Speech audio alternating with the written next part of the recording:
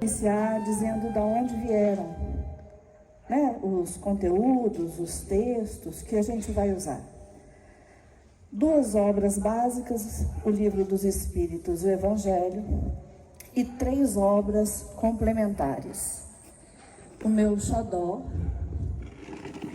depois das obras básicas, quem tiver disponibilidade, é de Emmanuel, a minha obra preferida, A Caminho da Luz. É uma majestade. De Joana, Dimensões da Verdade. Fazer merchan, que aí vocês podem comprar aqui, o pessoal vem comprar depois. E no Portal da Luz, é um livro bem mais antigo, não antigo em termos de psicografia, mas que perpassa, né, a vida das pessoas de uma maneira mais cotidiana. Isso veio, essa temática veio por conta dos desafios que, conversando com Orestes, conversando com os companheiros, nós temos. Eu não quis me manifestar quando foram feitas as provocações, eu já ia falar aqui, eu achei deselegante. Mas eu tenho uma opinião também sobre o que foi colocado aqui na mesa. A gente quer ser cristão? Quer. Mas tem um grande problema que a gente não sabe o porquê. Por quê? Se é tão desafiador, se é tão complexo em nós o processo de transformação, por quê? Por que a gente ama esse homem que a gente não conhece? E se o viu, certamente não os conhecemos, assim, né? Por quê? Porque eu sinto tanto amor por Jesus. É uma coisa muito estranha viver sobre o amplexo desse indivíduo sublime e às vezes não saber explicar de onde vem esse amor, esse senso de seguimento, que é tão difícil porque exige um enfrentamento muito grande. Jesus disse que era simples. Em várias ocasiões ele dá a entender a simplicidade. Mas é difícil. É difícil porque nós precisamos ficar nus moralmente. Para nos enxergar, a gente tem que se despir e olhar para nós e amar essa completude sem receios e sem complacências. A gente tem que se amar reconhecendo os problemas que a gente vai detectando pelo autoconhecimento e ao mesmo tempo tem que compreender que se o espírito não retrograda hoje, aqui, sentados, somos a melhor versão de nós mesmos. Após lutas milenares, a gente olha e fala, jura? Nós somos a melhor versão? Hoje, somos. A menos que eu suponha que o espírito retrocede. Então eu, Viviane, Eli, Tarcísio, meu esposo, com toda a sua autoestima, ele fala todos os dias que ele é um presente de Deus para mim, e é. Porque às vezes o processo evolutivo precisa de um incentivo, né? Mas, voltando à tranquilidade, tem que aproveitar que agora ele não pode rebater, ele tem que concordar. Karma é presente. Mas, falando sério, é doloroso o processo. Porque exige uma coisa que a maioria de nós não tem, que é a humildade. A gente não consegue engolir nada. Eu canso de falar, gente, engula um sapo proteico. Faz ele aí, né? Cozinha, engole. Digere. Não são só 2000 anos, são 2000 anos de ensinamento evangélico. Ensinamento de boa conduta, se a gente for dar uma ré histórica, Lá no Mahabharata, a gente tem o Bhagavad Gita, 7.000 anos. Entre essa proposta compilada, que aliás quem ler vai ver que tem muitos fundamentos cristãos, nós passamos mundo afora recebendo orientação. Chegou um ponto que Jesus veio. Ele veio. Essa pessoa inacreditavelmente plena. Ele veio. Porque os outros conseguiam nos dizer, conseguiam escrever, conseguiam falar sobre ser bom. Mas ele fez. Ele foi bom. Ele mostrou que é possível uma caminhada que, apesar de desafiadora, seja consistente. Jesus perdura pela coerência entre a pregação e a prática, que entra em nós de um jeito absolutamente abençoado. Esse homem, a quem, por algum motivo, alguns de nós, se não todos, amamos, essa energia que, se chegar perto, eu vou, coitado do meu marido, eu vou. Por quê? Porque nós somos luz.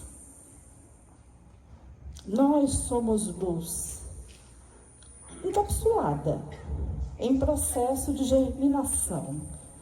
Nós somos luz, a gente sente, sabe para onde deve ir. E às vezes não temos força para ir. Porque temos que abrir mão de muitas coisas que nos dão prazer e alegria, em troca de felicidade. Isso é desafiador. Então nós vamos falar hoje, e eu vou tomar cuidado para não extrapolar o tempo, e por isso eu peço um favor. Se, quando chegar faltando uns 10 minutos, você pode me dar um toquinho? Eu vou começar falando um pouco sobre a importância do estudo espírita e da prática autoiluminativa. Depois, sobre o autoenfrentamento com uma estratégia legítima de emancipação. A gente já atingiu uma certa maioridade, a gente precisa se emancipar. Né? Emancipar moralmente, emancipar intelectualmente. Isso não quer dizer que a gente não dependa da contribuição de terceiros. Nós temos que usar o pouco do uso cerebral consciente que temos. E depois a gente vai permear isso com algumas orientações da espiritualidade que eu tomei a liberdade de escolher. E abro a reflexão, sem juízo de valor da figura histórica, porque agora o pessoal está muito dedicado a debater a figura física de Jesus, que para mim é irrelevante, mas eu entendo o debate que perpassa essa figura. Eu escolho ela porque eu acho que Jesus nos contemplava.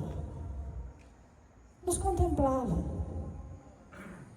Esse mundo de gente, tantas gentes diferentes. O que fazer? Qual a melhor estratégia?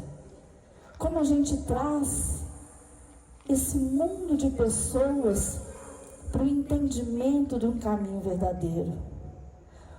Como fazer que as pessoas saiam, pelo menos de maneira imersa, da busca constante pelo prazer, que é confundido com felicidade, da alegria, que é confundida com felicidade, para de fato a felicidade verdadeira? Como fazer esse processo? Porque a criatura tem que abrir mão de muita coisa. E eu separei um trechinho. Eu tenho mania de contar, mania de professor. Eu boto a citação bibliográfica, viu, gente? Mas é mania. Então vamos lá. No livro A Caminho da Luz, tem um texto que finaliza a introdução. E vocês não, espero que vocês não cansem, mas eu não tenho coragem de parafrasear alguns textos. Eu acho que eu passaria muita vergonha ou distorceria alguma coisa. Eu não acho justo, porque eles são muito bons. Então, alguns textos eu vou ler. No final da introdução, quando Emmanuel fala do passamento das gerações e da reincidência dos problemas que a gente vivia, Emmanuel diz assim: passaram as gerações de todos os tempos, com as suas inquietações e suas angústias. As guerras ensanguentaram o roteiro dos povos nas suas peregrinações incessantes para o conhecimento superior. Eu estou saltando. O determinismo do amor e do bem é a lei de todo o universo. E a alma humana emerge de todas as catástrofes em busca de uma vida melhor. Só Jesus não passou. Na caminhada dolorosa das raças, objetivando a dilaceração de todas as fronteiras para o amplexo abraço universal. Ele é a luz do princípio, e nas suas mãos misericordiosas repousam os destinos do mundo.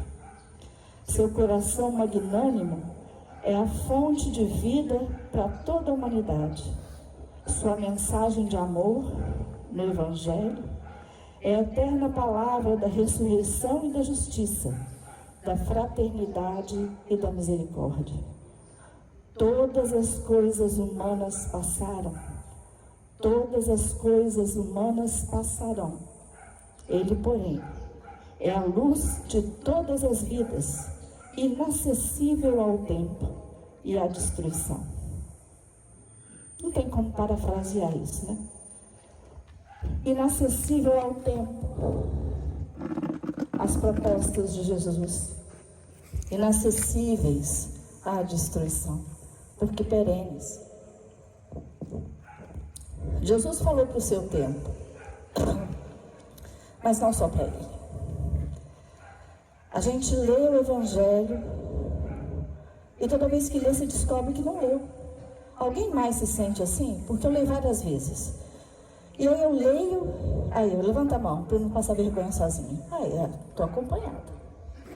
Eu leio e falo, gente, como eu não entendi isso? Aí eu leio e estudo de novo, como é que eu não percebi essa abordagem?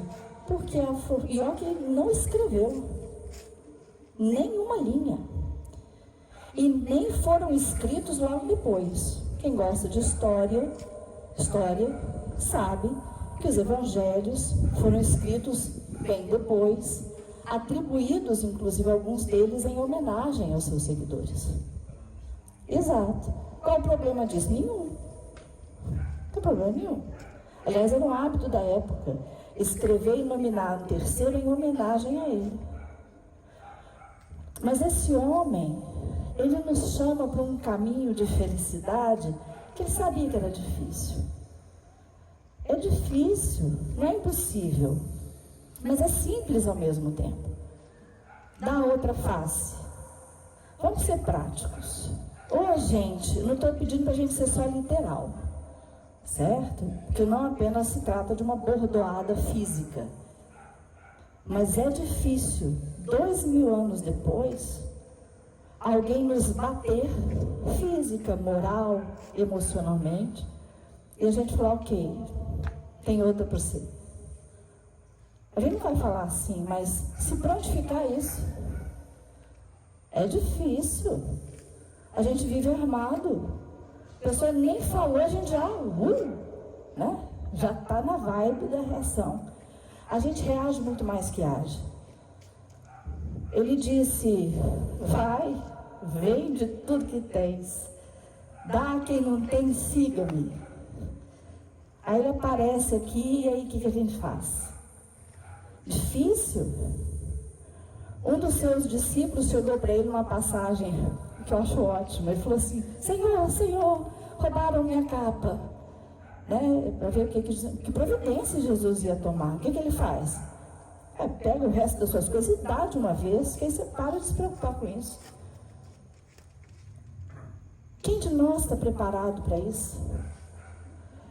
Quem de nós está preocupado mais com o interno do que o externo? Quem de nós de verdade, ainda que amando a Cristo, consegue ser cristão, ou somos um cristão sem Cristo, ou espíritas longe do espiritismo? Se é isso, a gente precisa questionar mesmo. Ele nos amou. Ele amou. Nunca deu sermão. Não deu. E podia, né? Mas não deu. Na ilustre mensagem da mulher que estava sendo agredida, num possível adultério, ele sentado estava, sentado ficou, desenhando, dizem os relatos. Aí chegam até ele com uma provocação. Devemos apedrejá-lo ou não? Porque era uma pegadinha. Se ele dissesse que era para apedrejar, ele era incoerente com sua filosofia de vida.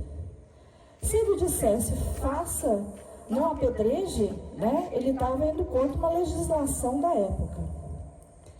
E ele, do alto de sua sabedoria, olha para aqueles homens. Eu fico imaginando a situação daquela senhora. E diz uma coisa que fica na minha consciência até hoje.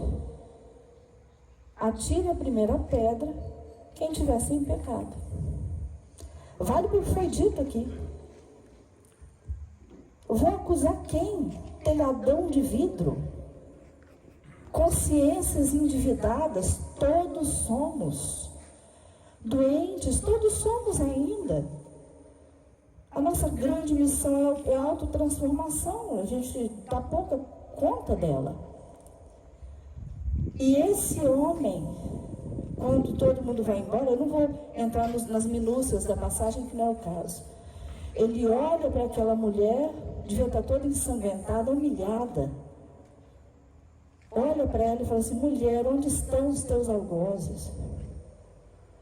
Eu fico imaginando, ela deve ter dado aquela olhada e falado assim, né? Ninguém me acusa mais. Eles foram embora. E aí ele faz a fala abençoada para a posteridade. Qual que é? Eu também não a acuso. Levanta-te, vai e não peques mais. Simples assim. Não teve uma grande discussão sobre o processo, uma grande explicação sobre a necessidade dela fazer diferente. Não teve, pelo menos não se relata. O processo era simples. Levanta. Põe-se de pé. Se auto-recupere. Siga e não faz de novo. Simples assim. E a gente fica no emaranhado de discussão. Eu acho esquisitíssimo. Acho mesmo. Discutindo sobre como a outra pessoa deve ser. A gente não dá conta da gente. Vamos dar conta da gente primeiro. Para ter staff moral. Nós precisamos, esse autoconhecimento, o autodescobrimento, é uma sugestão antiquíssima, muito antiga mesmo, que a gente não tem conseguindo cumprir. Pelo menos a maioria não. Certamente alguns luminares já transitaram por essa faixa, mas a maioria de nós não. Isso quer dizer que nós temos, sim, como humanidade, uma necessidade de que, periodicamente, algumas pessoas reencarnem. E, estando aqui conosco, nos demonstrem de novo, revivifiquem o ensinamento evangélico. Vocês já ficaram perto, e olha no nosso chão aqui mesmo. Pensem aí, alguém que só de chegar perto a gente fica melhor? Não tem aquelas pessoas quentinhas? Está uma confusão danada, a pessoa chega, aquilo ameniza, porque ela emana paz. Às vezes ela não fala nada, e as pessoas mudam de comportamento para melhor. E existem outros de nós que adentramos o espaço e criamos um barulho energético, porque somos barulhentos, bulhentos, confusos. levamos confusão. Essa necessidade individual de dedicação, de fato, é nossa. Não que sejamos solitários no processo evolutivo, não é. Jesus veio aqui. Nós estamos aqui. Com alguns eu acho que eu me encontro. Com outros, eu tenho certeza que se trata de reencontro. Porque eu nunca tinha visto a pessoa e dá vontade de amassar ela. São amigos que a espiritualidade permite que se reúnam por fortalecimento. Nós não estamos sozinhos, mas a transformação é individual.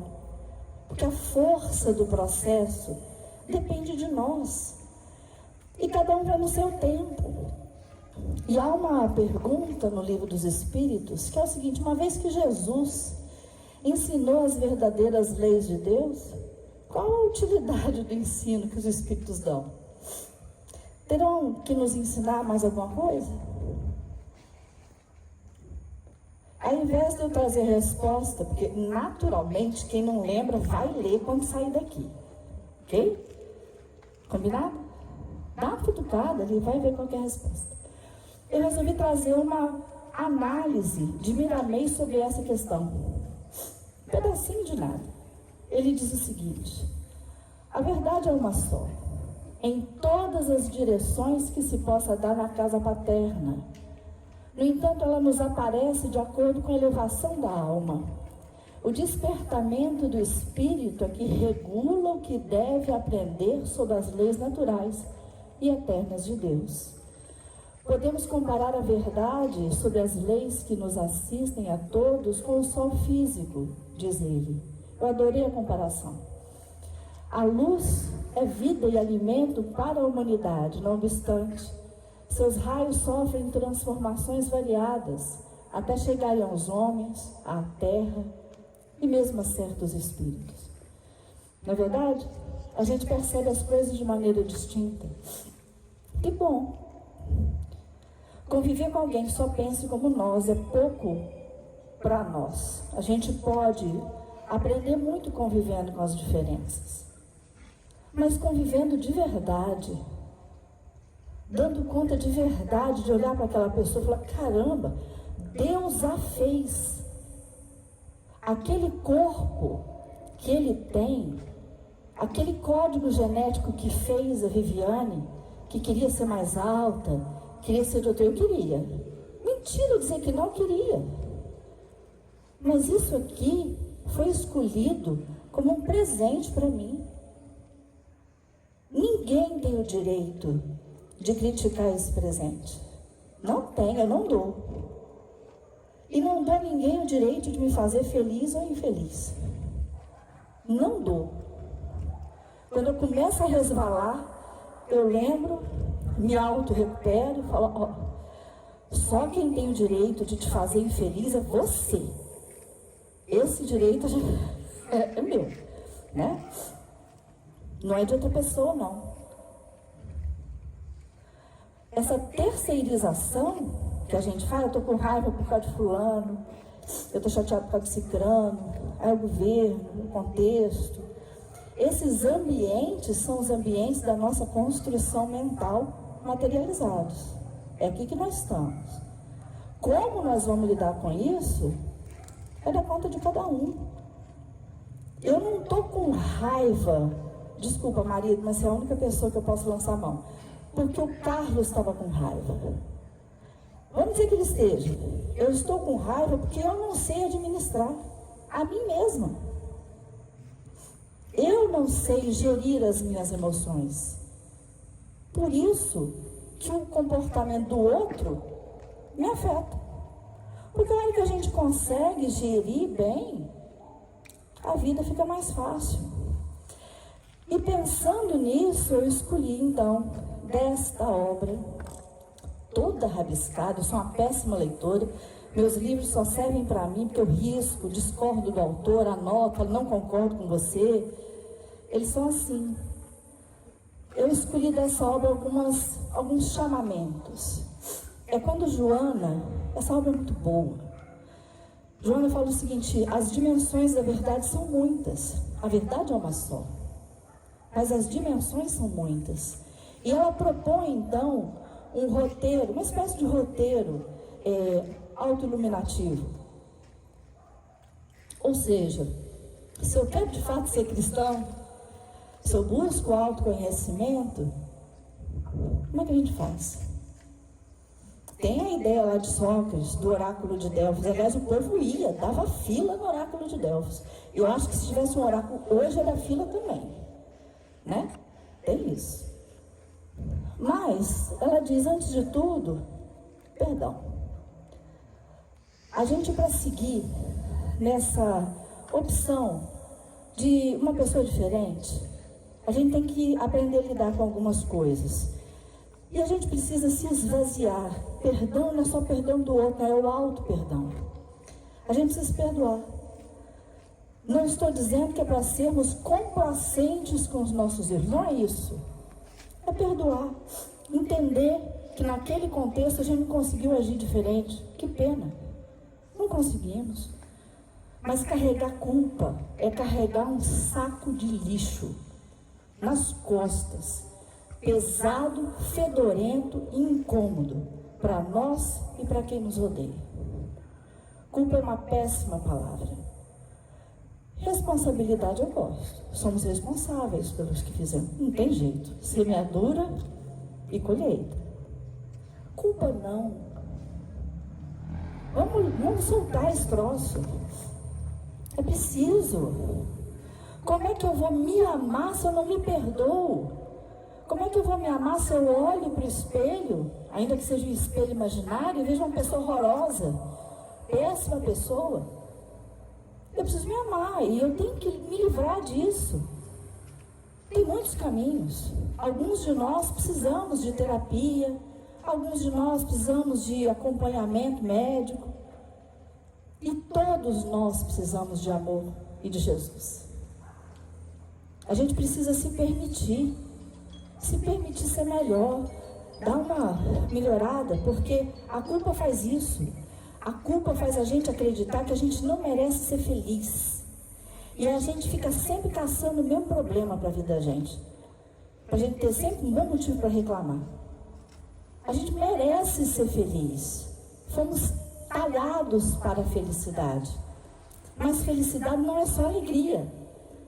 Indivíduos felizes têm momentos alegres e tristes, porque alegria é contrário de tristeza. Alegria não é contrário de infelicidade.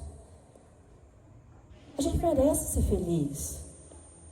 Não é para que as pessoas nos pisoteiem ou que a gente se flagele. Esse pensamento precisa ser abandonado. O pensamento do silício, sem críticas. Mas não, foi uma crítica mesmo. Deixa a parte da crítica que eu não estaria falando a verdade. A ideia do silício, do autoflagelo, a única estratégia de libertação do pensamento, não. Chega, deu. Vamos nos amar um pouco mais. Reconhecendo que precisa mudar. E porque a gente se ama, a gente muda.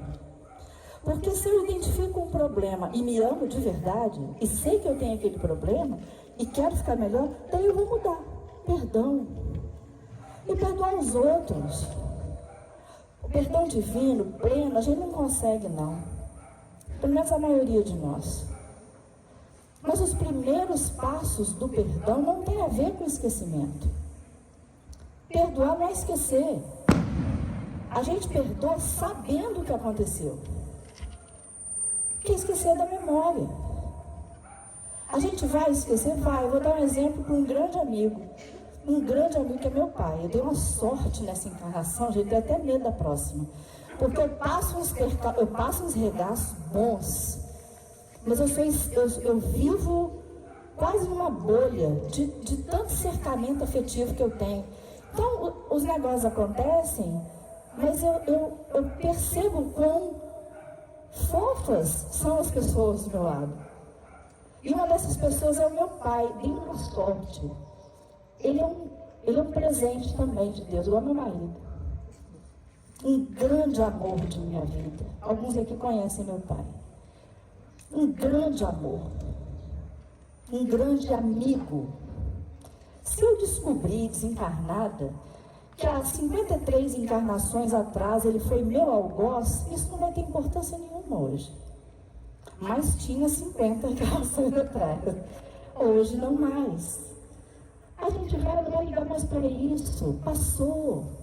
Mas até passar, larga para lá. Vá ser feliz, vai caçar um jeito de ficar bem na vida. Tem uma artista famosa, gente feliz me incomoda, é isso mesmo. Gente feliz me incomoda, vai ser feliz. Para de arrastar a corrente, coisa feia, cansativa, eu tenho uma preguiça disso. Vai ser feliz. Liberta o outro. Joana fala que o perdão não é um direito, é uma obrigação. Tanto é a obrigação que enquanto você não perdoa, você fica preso no problema. Às vezes aquele algoz seu já conseguiu se emancipar. Ele foi, mas você está preso. Está agarrado na situação. Olha que tragédia. A pessoa, por não perdoar, ela se revitima. Ela foi vitimada, não consegue se libertar e continua presa naquele escafandro estranho de automutilação. Porque é isso, não perdoar é um processo de automutilação. Às vezes físico, inclusive. Mas eu estou falando no sentido mental. Então, gente, dá uma soltada aí. Ah, eu não consigo conviver com fulano. Tá, não convive com fulano. Eu sugiro que conviva, mas se não dá, não convive. Deixa ele ser feliz, vá ser feliz também. Libera para transformar.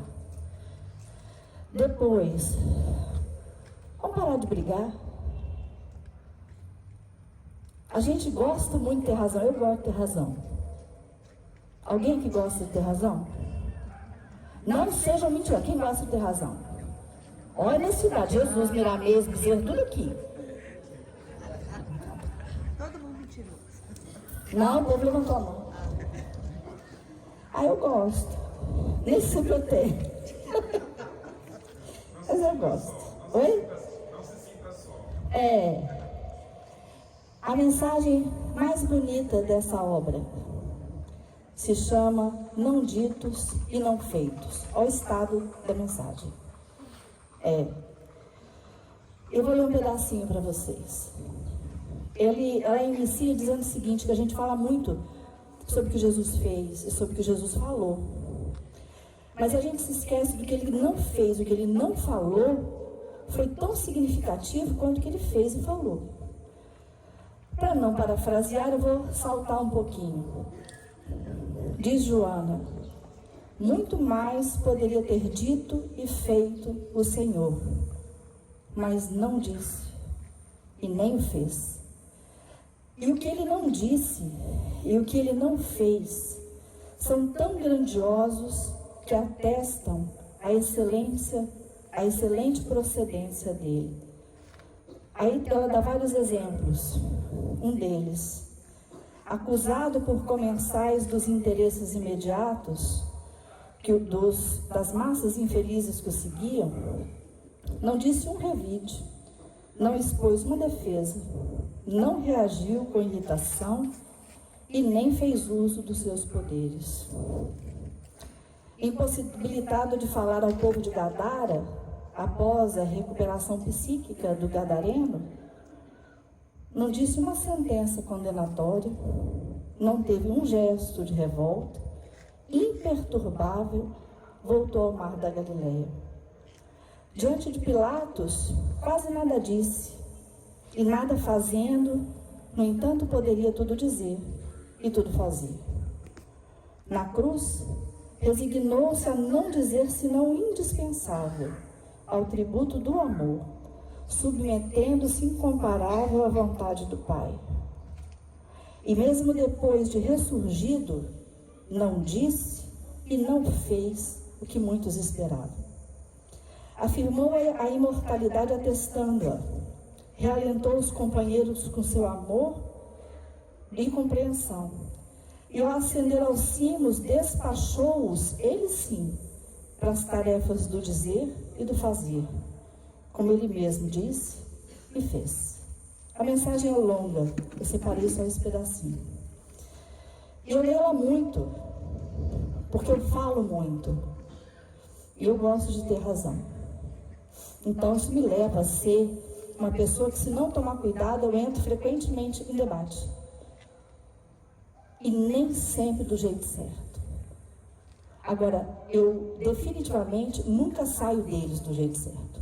Entrar, às vezes eu até entro mais ou menos, mas sair não tem conseguido, não. Então eu estou aprendendo a calar, a não ser que inexoravelmente eu precise. E aí eu vou refletir sobre como eu vou abordar. Eu tenho já uma meia vantagem. Diz meu marido que eu sou meio lerda, assim, então eu não sou impulsiva. O meu problema é outro, eu tenho um monte de outro, esse eu não tenho, não. Eu sou muito observadora. Então eu sofro um pouco com essa decisão que eu tomei, de muitas vezes controlar o meu ego e falar, cala a boca, Viviane, né? Vamos pensar melhor em como fazer. Mas eu sei que para muitas pessoas a ansiedade é um problema, de verdade. A pessoa não consegue, ela é inquieta, a pessoa mexeu a caldeirão, né? Então, para os indivíduos que têm essa característica é mais difícil, mas não é impossível. Ele exemplificou, mas eu acho que a grande dificuldade nossa não é calar a boca, é perder o argumento, porque nós somos orgulhosos. A gente é orgulhoso, a gente quer ter razão.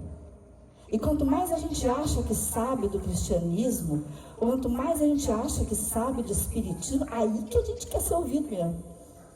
Porque afinal de contas, eu já estudei tanto. Às vezes, eu me sinto e vejo pessoas que eu julgo na mesma situação, como um poliglota que não consegue se comunicar.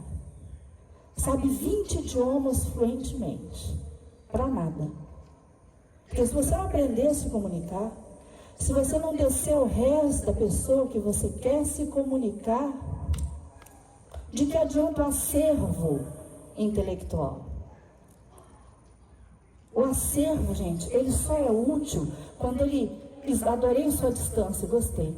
Ele vem, e daí daqui do coração ele espalha para os braços, espalha para as pernas, e a criatura começa a agir para o bem. Como? Do jeito que der. É treino, é musculatura espiritual, né? É treino. Não dizer e não fazer tudo que nos passa pela cabeça, sabendo ter lucidez em ambientes adversos, é um desafio à criatura consciente. Eu me recuso a me enxergar na animalidade. Vai ver que eu estou, mas eu me recuso. Então eu não aceito que eu, por medo, morda. Não é assim? Cachorro acuado não morde? Bicho com medo não é perigoso? Eu não posso viver com medo, porque eu não aceito morder ninguém.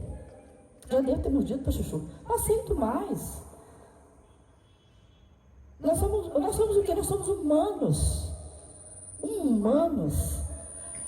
A fala final da companheira aqui, eu tenho no meu coração, mundo de regeneração não transforma o espírito, não.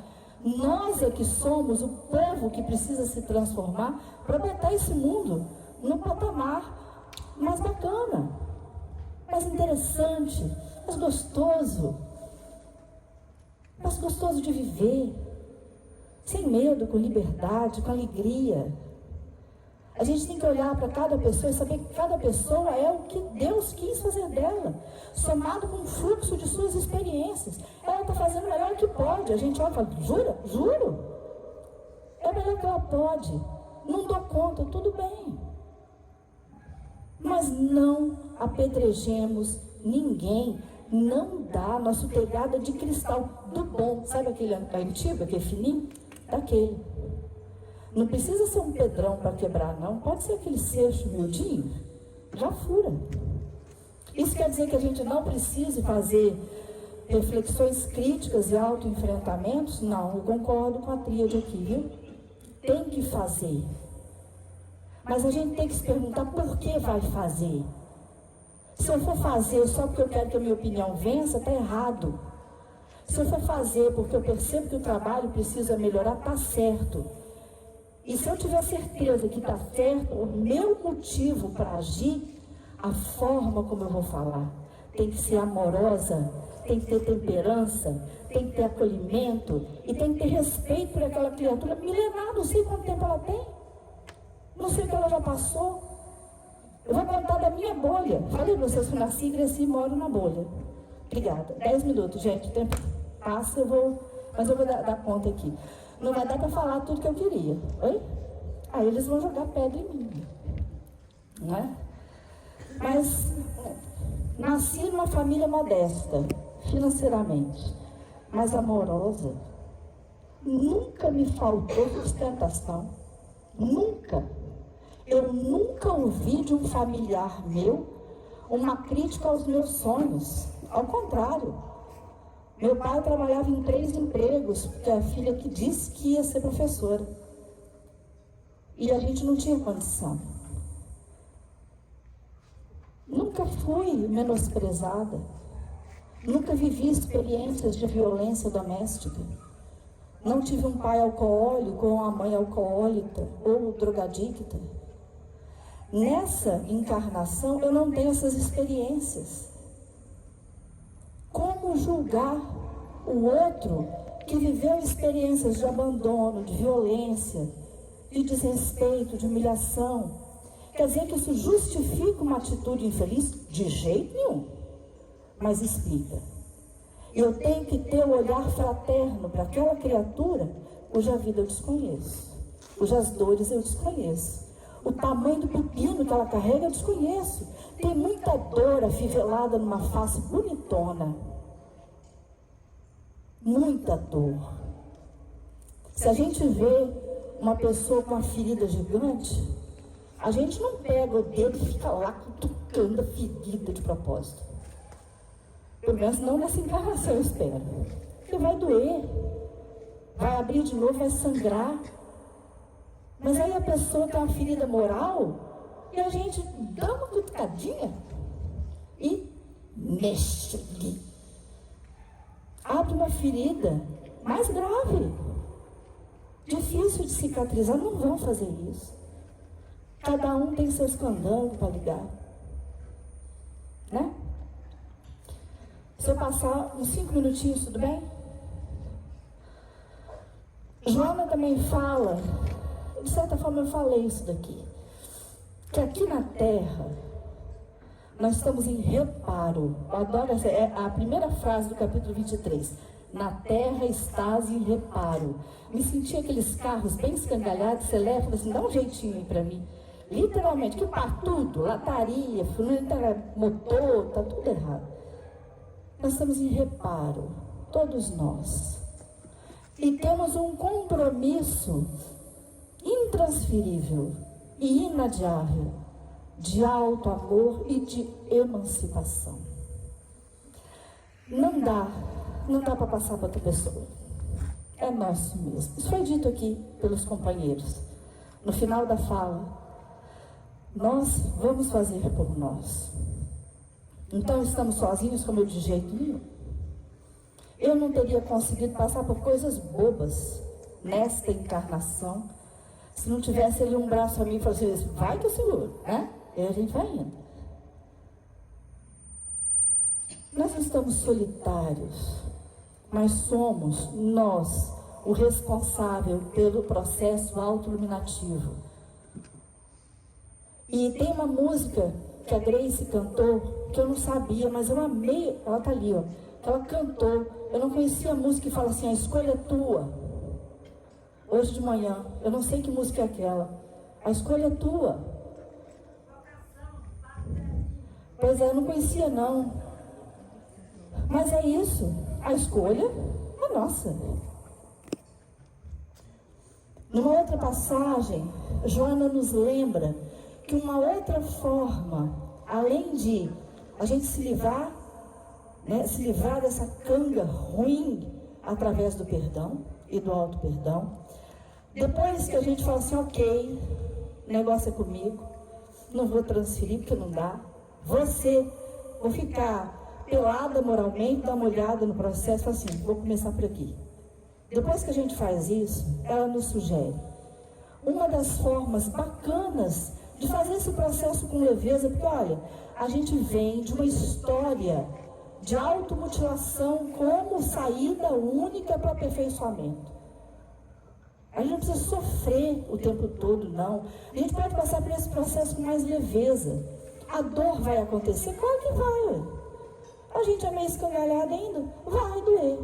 Mas eu preciso sofrer o tempo todo que a dor vier? Eu preciso me prostrar? Eu preciso me macular? Eu preciso piorar o processo? Não. Eu posso passar por ele, entendendo o que está acontecendo. Nesse espiritismo, há uma pérola na nossa vida. Mas Joana fala, olha, vamos fazer sol. A mensagem se chama Fazer Sol e a outra se chama Caridade Antes. As duas que tratam desse tema. Uma forma de você se reconectar é sai do seu casulo e vai fazer algo pelos outros. Faz alguma coisa. Tem uma passagem fantástica da Madre Teresa, que ela foi receber um prêmio e a pessoa que foi entregar o prêmio ficava falando para ela assim, isso tem no YouTube, eu admiro muito a senhora, eu tenho vergonha de estar aqui, né, porque eu não faço nada, eu não sou nada. E ela muito quietinha, né, deixou ele falar. Ele fez aquele todo processo de autocomiseração que não serve para nada, né? Autocomiseração, eu não sou nada, eu não sou ninguém. Aí ele pergunta, o que eu faço? Ela pegou o microfone e falou, faz alguma coisa.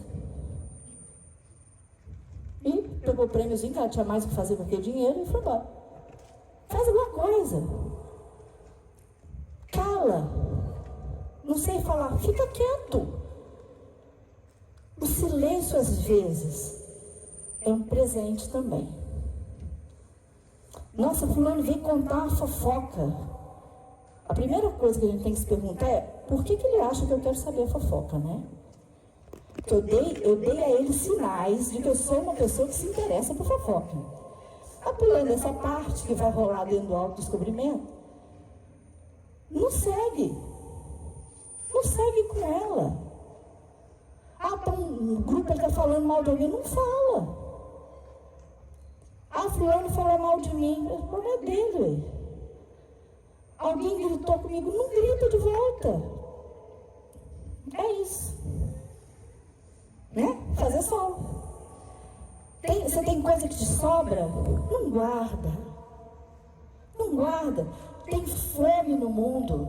Tem fome de comida, tem fome de agasalho, tem fome de afeto, tem fome de instrução, tem fome de acolhimento, tem fome de moralidade. Tem um monte de fome. Se você tiver algo que possa alimentar os outros, em todos os níveis que vocês puderem imaginar, façam. Sai. Porque saindo de nós, a gente está dando um passo a benefício de nós mesmos. Joana também fala, não contendas. O nome da mensagem é contenda. O que é contenda, gente? Exato. Discussão. E ela fala, ainda que chamado nominalmente ao debate, não vá. Eu estou dizendo não, vocês podem ver lá. Eu li várias vezes, porque às vezes eu contendo. E ela não fala contra o justo debate ou discussão fraterna. Não é sobre isso que ela fala, não. É sobre essa briga que a gente vive belicosa o tempo todo. A gente não usa mais o tacape, mas fica jogando na cabeça das pessoas um monte de coisa. Não contenda. Emmanuel tem uma mensagem chamada não contendas. Ah, mas por que não contender? Aí Joana responde, porque na maioria das vezes é só seu orgulho falando mais alto. Essa mensagem, aliás, todas as que eu deixei anotadinhas nesses slides, que vai ficar por aqui, se alguém tiver curiosidade, leiam. De preferência, comprem o livro, sabe? Porque esse negócio de espírita ficar pegando as coisas pela internet de graça não é bom. Porque é fraude de propriedade intelectual, isso tem nome. é um crime, sabe? Ah, não tem dinheiro, pega emprestado na biblioteca, né? Pede para amigo, fechei parênteses, né? Só disse. Mas ela lembra a gente para não contender, porque segundo ela não é inteligente. Dificilmente você consegue esclarecer numa discussão. Se o que você quer esclarecer, a estratégia está errada. Porque segundo ela, inteligência e amor andam juntos, se nós formos atentos. É inteligente ir pelo caminho amoroso. É não inteligente ir pelo caminho da agressão. Valorizemos o nosso intelecto, que alguns de nós tanto prezamos. Mas saibamos traduzir ele em afago, em cafuné. Tem gente que não sabe nem abraçar. Você já abraçaram alguém que afasta o popô? A pessoa, ela abraça e faz assim, tap, tap, tap.